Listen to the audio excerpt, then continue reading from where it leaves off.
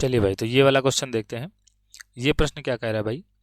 ये प्रश्न कह रहा है कि एक चित्र दिया गया है, ये एक चित्र दिया गया है और इसमें कह रहा है कि ओ जो है वो वृत्त का केंद्र है। ठीक, तो ये ओ जो है ये वृत्त का केंद्र है और जिसकी दो जीवाएं ए बी और सी डी जो है वो परस्पर बिंदु ई पर प्रतिच्छेद करती हैं। ठीक है, तो इसकी दो जीवाएं हैं, ये एक सी डी जीवा है ना, ये एक सी डी जीवा है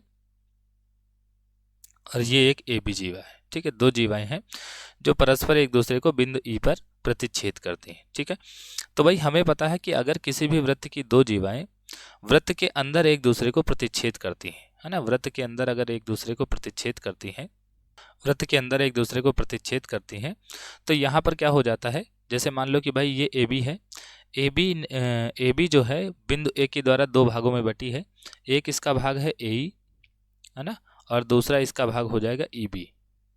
ठीक, तो ये जो होगा ये बराबर होगा, ये जो दूसरी वाली जीवा है डी सी, ये भी ई के द्वारा दो भागों में बटी है, एक तो डी ई और दूसरा बची होगी ई सी में। ठीक है, दूसरा ई सी में बटी है। तो यहाँ पर अगर कोई भी दो जीवाएं, है ना, कोई भी दो जीवाएं वृत्त के अंदर एक दूसरे को इस तरीके से काटती हैं, तो यहाँ पर दोनों जीवाओं के जो दोनों भाग हैं उनका अगर आपस में गुणा करेंगे तो ये दोनों आपस में क्या होंगे, बराबर होंगे। जैसे कि ए ई गुणे ई बी जो होगा ये बराबर होगा डी ई गुणे ई सी के। ठीक है, इसका मतलब है इतना और इतने का गुणा बराबर होगा इतने और इतने के गुणे के। ठीक है, ये हमेशा होगा। ठीक, तो हमें बताना है ए इंटू ई बी का मान।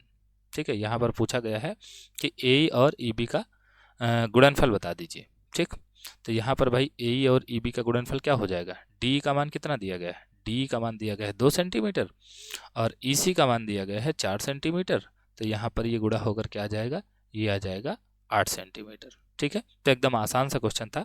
आशा है क्वेश्चन आपको समझ में आया होगा। धन्यवाद।